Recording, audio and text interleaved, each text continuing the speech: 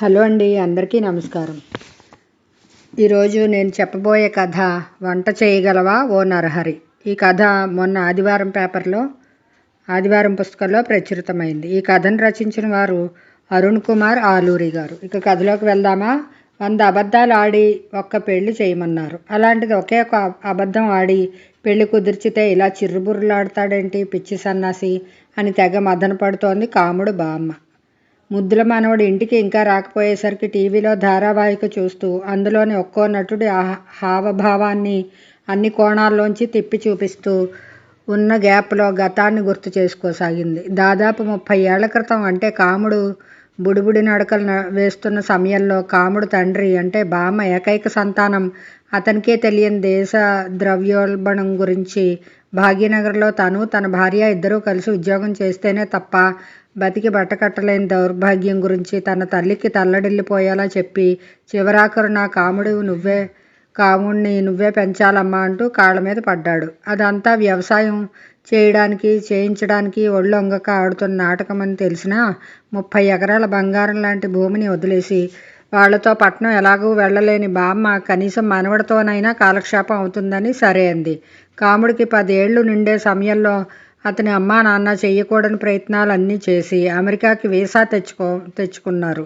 కాముడిని తీసుకెళ్దామని ఇంటికి వేస్తే కాముడు వాళ్ళని ఎగాదిగా చూసి నాకు అమ్మైనా నాన్నైనా అన్నీ నా బామ్మే, ఆమెను వదిలి నేను ఎక్కడికి రాను అని వాళ్ళ మొహాల మీదే తెగేసి చెప్పాడు. దాంతో చీకేసిన మామిట్టెంకల్లా మారిపోయిన మొహాలతో అమెరికా వెళ్ళిపోయారు. ఆ తర్వాత కాముడు అమ్మా నాన్న అప్పుడు ఇప్పుడు అని రావడానికి ప్రయత్నించారు కానీ డాలర్ విలువ ఎప్పటికప్పుడు పెరుగుతూనే ఉండడం, పైగా విమాన ఖర్చులతో పాటు సెలవులు పెట్టి వస్తే గంటకింత అని డాలర్లు వెనకేసే అవకాశం ఇండియాలో లేకపోవడం వల్ల రాలేకపోయారు. అక్కడ పెంచడానికి బామ్మ లేదు కాబట్టి మరో బిడ్డను కనే సాహసము చేయలేదు.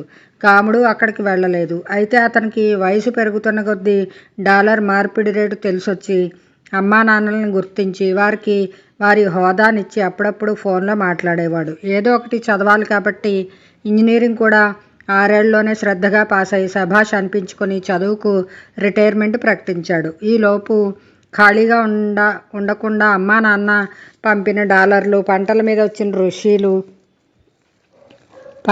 వచ్చిన రూపీలు అన్నీ పోగు చేసి 30 ఎకరాలను 80 ఎకరాలు చేశాడు. రాష్ట్రం విడిపోవడంతో డిమాండ్ పెరగడము, రియల్ ఎస్టేట్ వాళ్ళు భూములు దొరక్క ఇబ్బడి ముబ్బడిగా రేట్లు పెంచడము వల్ల ఆ భూమి విలువ 100 కోట్లు అయ్యింది.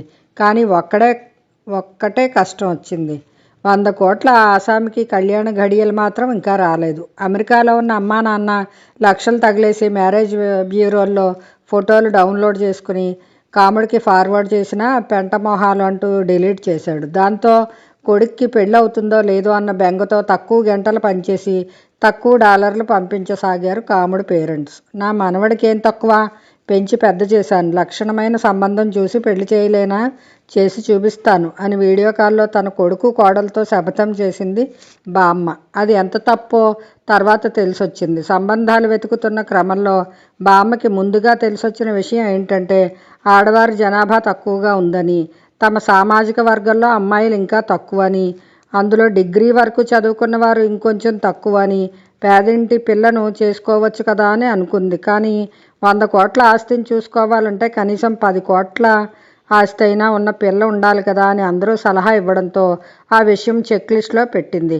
బావమరిది లేకపోతే అత్తవారింటికి వెళ్ళాక కనీస మర్యాదలు దక్కవని స్నేహితులు హితబోధ చేస్తే దాన్ని చేర్పించాడు కాముడు. ఇక జాతకాలు కూడా కలవాలి కాబట్టి అన్ని వడపోతల తర్వాత ఆ జిల్లాలో ఒక్క అమ్మాయి కూడా దొరకలేదు.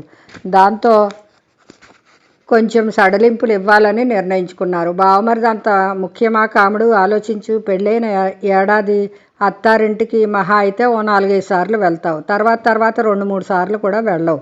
బావమరిది ఉంటే మందు అరేంజ్ చేస్తాడు, లేకపోతే నువ్వే వెంట తీసుకెళ్ళు. కడుపులో పడడం ముఖ్యం కానీ గ్లాసులో ఎవరు పోస్తే ఏంటి చెప్పు. వాళ్ళెవరో కొత్త అల్లుడికి 100 రకాల పదార్థాలతో భోజనం పెట్టారని నువ్వు అలాంటివి ఎక్స్పెక్ట్ చేయకు.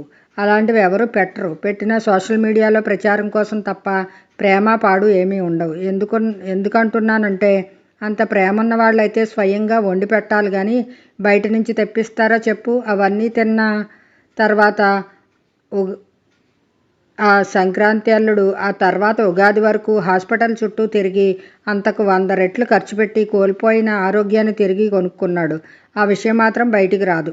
అంత కావాలంటే వైజాగ్ వెళ్ళి బఫే భోజనం చేసి వచ్చేయి అని కజిన్ అనడంతో చెక్ లిస్ట్ నుంచి బావమరిదిని తీయించేశాడు.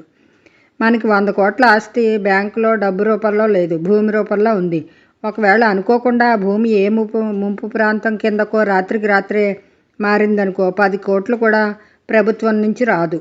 కాదు ఏ రాజకీయ నాయకుడి కన్నే పడిందనుకో ఆ 10 కోట్లు కూడా దక్కవు. ఈ లెక్కన మనకు 10 కోట్లున్న సంబంధం ఎందుకు?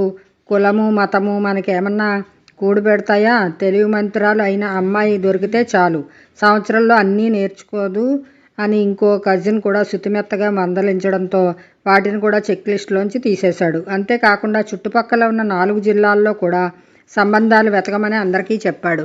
ఈలోపు కాముడికి 30 ఏళ్ళు నిండిన పండగ వచ్చింది. నిజానికైతే గ్రాండ్గా స్నేహితులకు పార్టీ ఇవ్వాలి. కానీ అలా ఇస్తే తనకు 30 నిండిన విషయం అందరికీ తెలిసిపోతుందని పార్టీ ఇవ్వకుండా తన వయసు 29 దగ్గరే ఆపేశాడు. ఒకప్పుడు అమ్మాయిలు గౌన్లోంచి లంగా ఓణీలోకి మారేటప్పుడు ఫంక్షన్ చేసేవారు, వాళ్ళు పెళ్లికి సిద్ధంగా ఉన్నారని చెప్పడానికి. ఇప్పుడేమో అబ్బాయిలు ఇలా వయసు దాచేస్తున్నారు. కలికాలం అంటే ఇదేనేమో అని కాముడు బామ్మ తెగ బాధపడిపోయింది. చిన్నప్పటి నుంచి క్రమం తప్పకుండా పుట్టినరోజును జరుపుకునే పిల్లాడు మొదటిసారి కేక్ కొయ్యకపోయేసరికి ఇంట్లోనే గుట్టు చప్పుడు కాకుండా పాయసం చేసి పెట్టి బర్త్డే సంబరాల్ని మామ అనిపించింది. అందరూ తలా ఒక చేత్తో ఫోన్లు చేసి వెతగ్గా చుట్టుపక్కల 4 జిల్లాల్లో కలిపి 10 సంబంధాలు దొరికాయి. వారానికి ఒక పెళ్లి చూపులకు వెళ్ళాలని నిర్ణయించుకున్నారు. ముహూర్తం చూసుకొని మరుసటి రోజు మొదటి పెళ్లి చూపులకి వెళ్ళారు. అమ్మాయి అందం చూసి ఇదే ఖాయమైతే ఎంత బాగుండో అని మనసులో దేవుళ్ళను మొక్కుకుంది బామ్మ. కాముడు సైలెంట్ అయిపోయాడు. అంటే మనసులోనే సిగ్గుతో రంకెలేస్తున్నాడు అన్నమాట. అంత అందమైన అమ్మాయి అన్నాక ఈ రోజుల్లో ఆమెకు యూట్యూబ్ ఛానల్ ఉండడం సహజం కదా. దాంతో అమ్మాయి తన మొదటి పెళ్లి చూపులను పెళ్లి కొడుకు వాళ్లకు తెలియకుండా తన ఛానల్లో లైవ్ పెట్టింది.